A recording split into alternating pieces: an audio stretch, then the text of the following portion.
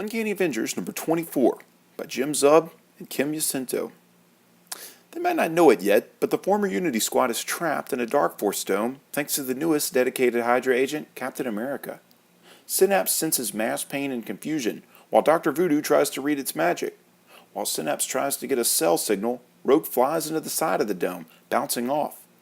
Next up, Human Torch blasts some fire at it, but it's just enveloped and stops. Finally, Voodoo sees something. A hideous beast steps out of the darkness. Rogue shoots toward its face, dropping Synapse into freefall in the process. She blasts through it and later grabs the falling Avenger.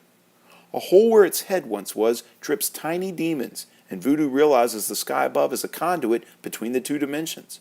Determined to keep the residents safe, they protect the city below, heading in every direction, fighting the monsters and ferrying the citizens away from trouble. Meanwhile, beyond the dome, Quicksilver crosses atop it looking for some gaps. He suddenly gets an emergency transmission from Tony Stark, telling him that all Avengers are needed in DC. Clearly a trick to lure those not already dealt with, he takes off running south over the water. Inside the dome, Synapse senses fear.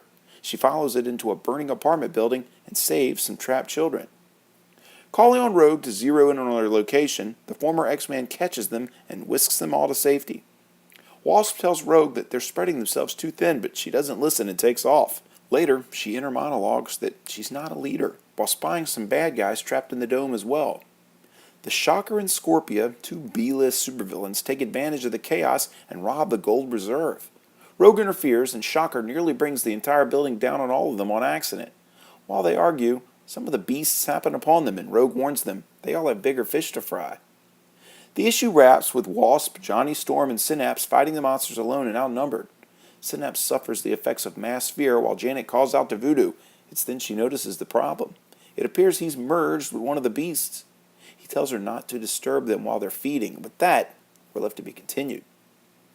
Man, I miss this book. Of all the X and Avenger books that made it through the recent Marvel resets, this was one that was gaining ground.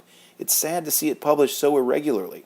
With the departure of Gary Duggan, it could have fallen, but this team of Jim Zub and Kim Jacinto hasn't skipped a beat. When Cap discontinued the Unity Squad, I thought for sure this book was history, but for once, I'd be sad to see these characters go anywhere else. I even miss Cable and Deadpool, two X-Force and New Mutant characters that made those books. Either way, it's still good and I look forward to it. I give this one a 9 out of 10.